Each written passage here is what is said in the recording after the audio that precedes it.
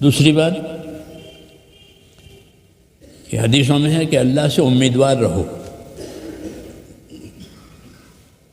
کیا رہو؟ امیدوار رہو. ابشروا تعملوا ما یسرکم، بشارتیں لو. انبیاء کرام کا طریقہ ہے کہ وہ اللہ کے بندوں کو بشارتوں سے چلاتے ہیں. فبشر عباد، حکم ہے کہ ہمارے بندوں کو بشارتیں دو اللہ کے انعام کی، اللہ کے اکرام کی، اللہ کی مدد کی. جی ہاں، وہ ختم نہیں ہوئی ہے، وہ ختم نہیں ہوئی ہے. ہر بندہ ہر حال میں اللہ کی نعمت کے نیچے ہے، ڈھکا ہوا ہے. وَأَسْبَغَ عَلَيْكُمْ نِعَمَهُ، اللہ نے تم کو اپنی نعمتوں میں ڈھانکا ہے. ٹھیک ہے،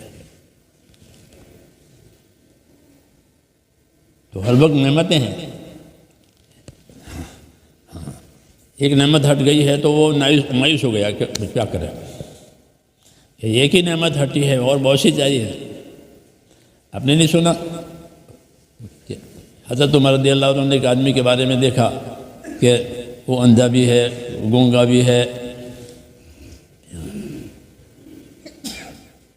تو لوگوں سے پوچھا اس کے پاس کوئی نعمت ہے؟ لوگوں نے کہا کیا نعمت ہے؟ اندھا بھی ہے اور گونگا بھی ہے. فرمایا کہ تم نے غور نہیں کیا، اس کو اچھی طرح پیشاب ہو جاتا ہے، پیشاب رک جاوے تو پھر دیکھتا بولتا بھی ہے، وہ کیا کرے گا؟ ہاں، پیشاب رک گیا، وہ دیکھتا بولتا ہے تو کیا کرے گا؟ تو کہا اس کے ساتھ یہ بھی اللہ کی نعمت ہے، اس کو پیشاب آسانی سے ہو جاتا ہے. یعنی ایک نعمت ہٹی تو وہ حجاب نہیں ہو جانی چاہیے. کیا باقی ہمارے ساتھ تو اللہ تعالیٰ کو کچھ بھی نہیں، اللہ نے ہمارے ساتھ کرے. ایسا نہیں، ہاں، بلکہ ہر وقت اللہ تعالیٰ کی نعمتیں ہمارے ساتھ ہیں. حضور صلی اللہ علیہ وسلم دعا مانگتے تھے، اللہم اعنی علی ذکرک و شکرک و حسن عبادتک. مثلاً دعا ہے، نماز کے بعد مانگنی چاہیے. فرمایا اس کے بعد نماز کے بعد اس کو مانگو. تو دعا میں کیا ہے؟ یہی ہے کہ اللہ میری مدد کر، میری مدد کر. کس کام پر مدد چاہتے ہو؟ کہ میں تیرا ذکر کرنے والا بنوں، اور میری مدد کر میں تیرا شکر کرنے والا بنوں. یہ اور میری مدد کر کہ میں تیری اچھی سے اچھی عبادت کرنے والا بنوں. اس پہ مدد مانگی ہے، اس پر مدد مانگی ہے کہ میں تیرا ذکر کرنے والا بنوں. کیوں؟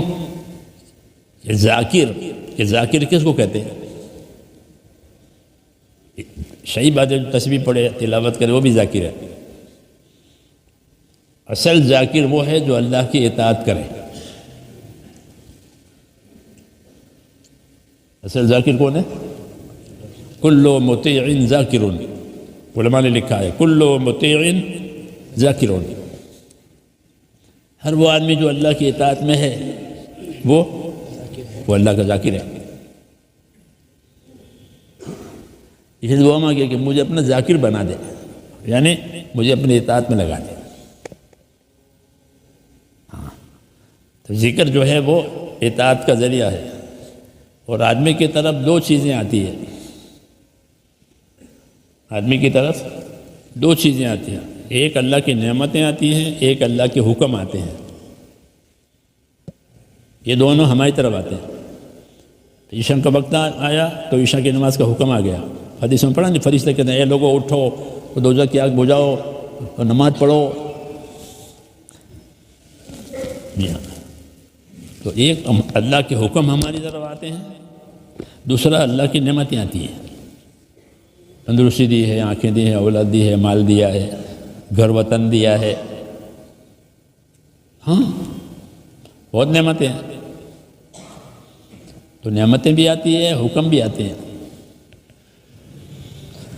تو نعمتوں کے لیے ذکر مانگا ہے کہ نعمت کی وجہ سے میں غافل نہ ہو جاؤں، بلکہ نعمتوں میں تیری اطاعت کرنے والا، ذکر کرنے والا رہوں.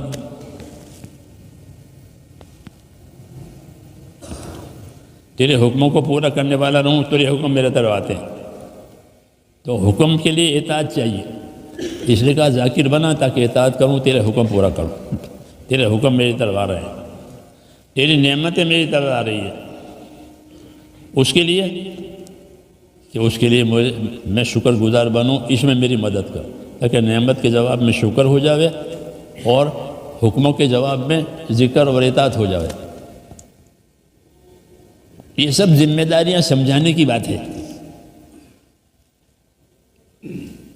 کیا ہے یہ دعائیں جو ہیں، حضور صلی اللہ علیہ وسلم اپنی دعوت میں بھی نبی ہیں، اپنی دعا میں بھی نبی ہیں۔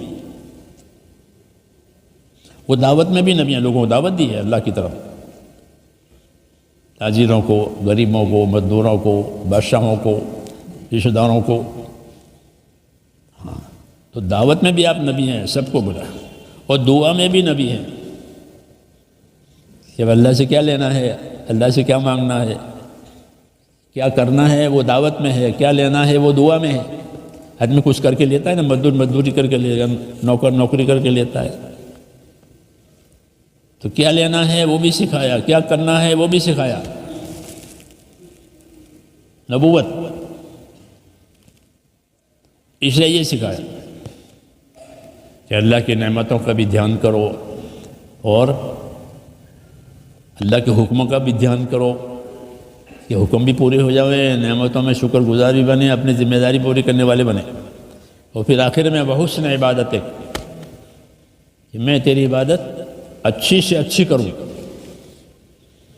ہاں، کیونکہ عبادت کے لیے پیدا ہوا ہے، عبادت زندگی کا مقصد ہے۔ عبادت کیا ہے؟ عبادت زندگی کی ضرورت نہیں ہے، ضرورت تو روٹی، ضرورت تندرستی، یہ اس سے بھی اوپر کی چیز ہے، یہ اس سے بھی اوپر کی چیز ہے، روٹی، تندرستی، پیسہ، ٹھیک ہے، یہ اس سے بھی اوپر کی چیز ہے۔ وہ کیا؟ اللہ کی عبادت، کہ وہ زندگی کا مقصد ہے، کہ جس کی زندگی میں عبادت نہیں ہے اس کی زندگی بیکار ہے۔